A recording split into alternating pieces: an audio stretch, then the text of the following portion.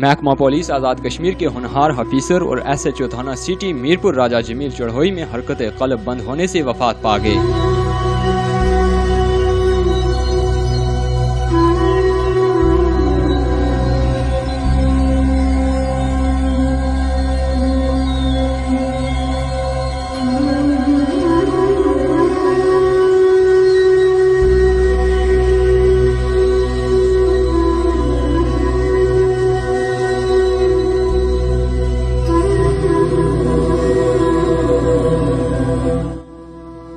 راجہ جمیل کو میرپور سے خصوصی طور پر چڑھوئی بھیجا گیا تھا کہ تحصیل چڑھوئی میں دفاتر منتقل کرنے پر عوام علاقہ میں اشتعال پیدا ہونے سے دو گروپوں میں شدید تصادم کا خطرہ ہے۔ ذرائع نے بتایا کہ مشتعل افراد کو منتشر کرنے کے لیے پولیس نے آنسو گیس کا استعمال کیا اور اس کی ہی وجہ سے SHO راجہ جمیل حرکت قلب بند ہونے سے وفات پا گئے ہیں۔ ان کی وفات کی خبر پورے خطہ میں جنگل کی آگ کی طرح پھیل گئی اور یہی سمجھا جا رہا تھا کہ وہ گولی لگنے سے شہید ہوئے ہیں، لیکن باوثوق ذرائع نے بتایا کہ راجہ جمیل کی موت حرکت قلب بند ہونے کی وجہ سے ہوئی۔ چڑھوئی میں PPP اور مسلم لیگ نون کے کارکنوں کے درمیان ابھی بھی شدید غم و غصہ پایا جا رہا ہے۔ مسلم لیگ نون کے بعض کارکنان اور لیڈروں نے قبل از گرفتاری ضمانت بھی کروا رکھی ہے۔ راجہ جمیل مرحوم کا پوسٹ مارٹم ڈسٹرکٹ اسپتال کوٹلی میں کرنے کے بعد نماز جنازہ ادا کی گئی، جس میں ہزاروں لوگوں نے شرکت کی۔ راجہ جمیل مرحوم انتہائی دلیر اور جرأت مند افیسر تھے۔ اپنی ڈیوٹی کے دوران انہوں نے جرائم پیشہ افراد کے گرد گھیرا تنگ کر کے امن و امان کو برقرار رکھنے کی کوشش کی۔ ان کی وفات پر میرپور چوک شہیدہ میں ایک احتجاجی کیمپ لگایا گیا، جس میں سول سوسائٹی اور پیپلز پارٹی کے کارکنوں نے شرکت کی اور مطالبہ کیا کہ اس واقعے کی جوڈیشل انکوائری کروائی جائے اور حقائق کو عوام کے سامنے لایا جائے۔ راجہ جمیل SHO ایک اچھا انسان تھا، اللہ پاک اس کو جنت بخشے، اچھا دلیر افسر تھا۔ ایسا افسر میں اپنی 32 سال کی زندگی میں پارٹی سے وابستہ ہوں۔ ایسا دلیر صبری نوجوان میں اپنی زندگی میں قسم اٹھا کے کہتا ہوں اللہ پاک کی، ایسا نوجوان نہیں آزاد کشمیر میں پیدا نہیں ہو سکتا۔ ہمارا مطالبہ حکومت پاکستان سے ہے، IG آزاد کشمیر سے ہے، چیف سیکرٹری آزاد کشمیر سے ہے کہ ایک فرشناس، دیانتدار، ایماندار افیسر جس پہ آزاد کشمیر حکومت کا اس کی تربیت پہ، اس کی ٹریننگ پہ خرچہ ہوا، اس کو سر عام چوک میں بے دردی سے قتل کر دیا گیا۔ اور یہ حالات بلوچ کے الیکشن سے، پلندری کے الیکشن سے نظر آ رہے تھے، جس کا رونا ہمارے قائد چودھری عبدالمجید صاحب رو رہے تھے کہ مسلم لیگ نون کی حکومت پاکستان سے آنے سے آزاد کشمیر کی میں مسلم لیگ نون کے عزائم ٹھیک نہیں ہیں۔ وہ ہمیشہ زور، جبر، گولی، لاٹھی سے اقتدار میں آتی ہے اور عوام کی حکومت غضب کرتی ہے۔ اس کی مثال آج جو ایک فرشناس قیمتی جان ضائع ہوئی، راجہ جمیل صاحب جو اس دنیا سے رخصت ہوئے، اور ان کو اللہ تعالیٰ جنت فردوس میں جگہ دے۔ ہم یہ سمجھتے ہیں کہ آزاد کشمیر کے اندر